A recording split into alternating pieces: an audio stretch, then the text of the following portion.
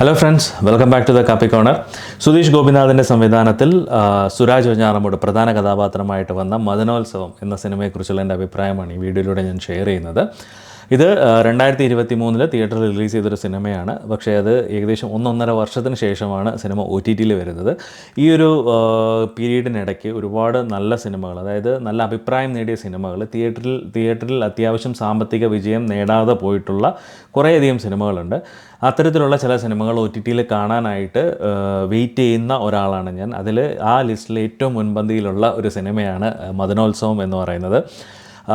കാരണം അതിൻ്റെ പ്രധാന കാരണം അന്ന് ഇതിൻ്റെ ട്രെയിലർ, ഈ ഒരു ഫിലിമിൻ്റെ ട്രെയിലർ റിലീസ് ചെയ്യുന്ന സമയത്ത് അതിൻ്റെ ട്രെയിലർ കണ്ടപ്പോൾ വളരെയധികം ഇൻട്രസ്റ്റിംഗ് ആയിട്ട് എനിക്ക് ഫീൽ ചെയ്തിരുന്നു. അതുകൂടാതെ ഇതിൻ്റെ എഴുത്തുകാരൻ, അതായത് ഇതിൻ്റെ തിരക്കഥ എഴുതിയിരിക്കുന്നത് രതീഷ് ബാലകൃഷ്ണ പൊതുവാളാണ്. അദ്ദേഹത്തിൻ്റെ തിരക്കഥ എനിക്ക് അത്യാവശ്യം നല്ല ഭയങ്കര ഇഷ്ടമുള്ള ഒരു എഴുത്തുകാരനാണ് ഈ രതീഷ് ബാലകൃഷ്ണ പൊതുവാൾ എന്ന് പറയുന്നത്. അദ്ദേഹത്തിൻ്റെ തന്നെ ആൻഡ്രോയിഡ് കുഞ്ഞപ്പനായാലും എന്നാതാൻ കേസുകൂട് എന്ന സിനിമയായാലും ഇതൊക്കെ ഒരുപാട് ഇഷ്ടപ്പെട്ട ഒരാളെന്ന നിലയ്ക്ക് ഈ ഒരു ഫിലിമും കാണാൻ ഒരുപാട് ആഗ്രഹമുണ്ടായിരുന്നു. അങ്ങനെ ഏകദേശം 1.5 വർഷത്തിന് ശേഷമാണ് ഈ സിനിമ കാണാൻ കഴിഞ്ഞത്. ഇത് വളരെ സിമ്പിളായിട്ടുള്ള ലൈറ്റ് ഹാർട്ടഡ് മൂവിയാണ്. ഒരു ഫീൽ ഗുഡ് മൂവി എന്ന് വേണമെങ്കിൽ പറയാം. അവിടെ ഇവിടെയൊക്കെ അടിച്ചിരിക്കാനും എന്നാൽ ഒരുവിധമുള്ള ക്ലീശകളെല്ലാം പൊളിച്ചെഴുതുന്ന തരത്തിലുള്ള ഒരു സിനിമയും കൂടെ ആയിട്ടാണ് എനിക്ക് ഈ ഒരു സിനിമ ഫീൽ ചെയ്തത്. ഇതിൻ്റെ കഥ വളരെ സിമ്പിളായിട്ടുള്ളൊരു കഥയാണ്. അന്നന്നത്തെ ജീവിതം കെട്ടിപ്പടുക്കാൻ കഷ്ടപ്പെടുന്ന മദനൻ എന്ന് പറയുന്ന ഒരു സാധാരണക്കാരൻ, ഒരു പാവത്താനായിട്ടുള്ള, ആർക്കും അദ്ദേഹത്തെ പറ്റിക്കാൻ കഴിയുന്ന തരത്തിലുള്ള ഒരു മനുഷ്യൻ, അദ്ദേഹത്തിൻ്റെ ജീവിതത്തിലേക്ക് അപ്രതീക്ഷിതമായി അദ്ദേഹത്തിൻ്റെ ജീവിതത്തിലേക്ക് ഒരു സ്ത്രീ കടന്നു വരുന്നത്. അതിനുശേഷം ആ ഒരു ലൈഫ്, അദ്ദേഹത്തിൻ്റെ ജീവിതം ഒന്ന് കെട്ടിപ്പടുക്കുന്നതിൻ്റെ ഇടയ്ക്ക് അപ്രതീക്ഷിതമായിട്ട് ഇദ്ദേഹം അവിടുത്തെ ഒരു സ്ഥാനാർത്ഥി, അതായത് അവിടെ ഇലക്ഷൻ പ്രഖ്യാപിക്കുമ്പോൾ അവിടെ ഒരു സ്ഥാനാർത്ഥി വരുന്നു, ഒരു വെൽത്തി ആയിട്ടുള്ള ഒരു സ്ഥാനാർത്ഥി വരുന്നു. അദ്ദേഹത്തിൻ്റെ പേരിനോട് സാമ്യത ഇദ്ദേഹത്തിൻ്റെ പേരിനുള്ളത് കൊണ്ട് എതിർ പാർട്ടിയുടെ ഡമ്മി സ്ഥാനാർത്ഥിയായിട്ട് ഇദ്ദേഹത്തെ നിർത്തുന്നതും, അതിനുശേഷം അദ്ദേഹത്തിൻ്റെ ജീവിതം എങ്ങനെ മാറുന്നു, അതിനുശേഷം അദ്ദേഹം ലൈഫ് എങ്ങനെ കെട്ടിപ്പടുക്കുന്നു എന്നുള്ളതെല്ലാം ബേസ് ചെയ്തിട്ടുള്ള ഒരു ഫിലിം. ഇതെല്ലാം കാണിക്കുന്ന ഒരു ഫിലിമാണ് ഈ മദനോത്സവം എന്ന് പറയുന്നത്. വളരെ മനോഹരമായിട്ട് പറഞ്ഞിരിക്കുന്ന ഒരു കഥയാണ് ഇത്.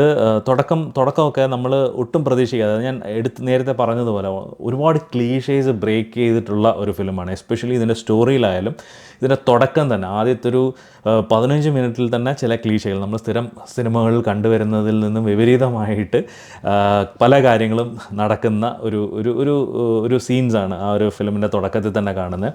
രണ്ടാമത് എടുത്തു പറയേണ്ടത് ഇതിൻ്റെ ക്യാരക്ടറൈസേഷനാണ്.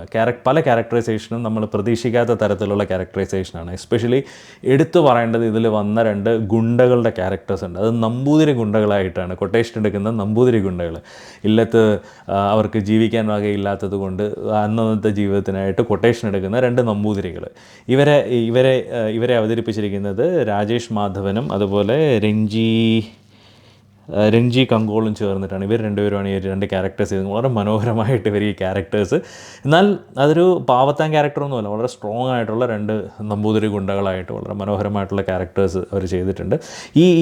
ഇത്തരത്തിലുള്ള കുറച്ച് നല്ല ക്യാരക്ടറൈസേഷൻ ഉണ്ട്. അതായത് ഇദ്ദേഹത്തിൻ്റെ കുഞ്ഞമ്മയായിട്ട് വരുന്നൊരു സ്ത്രീ ആയാലും ഭാര്യയുടെ ക്യാരക്ടറായാലും ഇതെല്ലാം വളരെ മനോഹരമായിട്ട് ഒരുവിധമുള്ള എല്ലാ ക്ലീഷേസും ബ്രേക്ക് ചെയ്യുന്നത്, നമ്മൾ സ്ഥിരം കണ്ടിട്ടുള്ള രീതിയിലുള്ള അല്ലാത്ത കുറേ ക്യാരക്ടേഴ്സാണ് ഈ ഫിലിമിൽ അദ്ദേഹം പ്ലേസ് ചെയ്തിരിക്കുന്നത്. അത് അടിപൊളിയായിട്ട് ചെയ്തിട്ടുണ്ട്. ഇതിൻ്റെ കഥ സന്തോഷ് കുമാറിൻ്റേതാണ്. തിരക്കഥ ചെയ്തിരിക്കുന്നത് രതീഷ് ബാലകൃഷ്ണ പൊതുവാളാണ്. പ്രൊഡ്യൂസ് ചെയ്തിരിക്കുന്നത് അജിത് വിനായകയാണ്. ഇതിൽ പ്രധാന കഥാപാത്രമായിട്ട് മദനൻ എന്താ പറയുക, അദ്ദേഹത്തിൻ്റെ ക്യാരക്ടർ മദനൻ മല്ലക്കര എന്ന് പറയുന്ന ക്യാരക്ടറായിട്ടാണ് സുരാജ് വെഞ്ഞാറമൂട് വന്നിരിക്കുന്നത്. ഓപ്പോസിറ്റ് മദനൻ മഞ്ഞക്കര എന്നൊരു ക്യാരക്ടറായിട്ട് ബാബു ആൻ്റണിയും, വളരെ സ്ട്രോങ് ആയിട്ടുള്ള പവർഫുൾ ആയിട്ടുള്ളൊരു ക്യാരക്ടറായിട്ടാണ് ബാബു ആൻ്റണി വന്നിരിക്കുന്നത്. പിന്നെ അതുകൂടാതെ നായികയായിട്ട് ഭാമ അരുൺ എന്ന് പറയുന്നൊരു പുള്ളിക്കാരിയുടെ ഫസ്റ്റ് ഫിലിമാണ് തോന്നുന്നു. പുള്ളിക്കാരി നല്ലോണം അഭിനയിച്ചിട്ടുണ്ട്. അതിലൊരു കൊച്ചു കുഞ്ഞുമുണ്ട്. ആ കുഞ്ഞും അടിപൊളിയായിട്ടാണ് ആ ഒരു ക്യാരക്ടർ ചെയ്തിരിക്കുന്നത്. പിന്നെ പ്രധാനമായിട്ട് വരുന്നത് ഈ നമ്പൂതിരി ക്യാരക്ടേഴ്സാണ്. ഒരുവിധം വന്ന എല്ലാവരും വളരെ മനോഹരമായിട്ട്, വളരെ നാച്ചുറലായിട്ട്, വളരെ പെർഫെക്റ്റ് ആയിട്ട് ഒരു കാസർഗോഡൻ ശൈലിയിൽ നല്ല രീതിയിൽ അടിപൊളിയായിട്ട് പെർഫോം ചെയ്തിരിക്കുന്ന ഒരു ഫിലിമാണ് ഈ മദനോത്സവം എന്ന് പറയുന്നത്.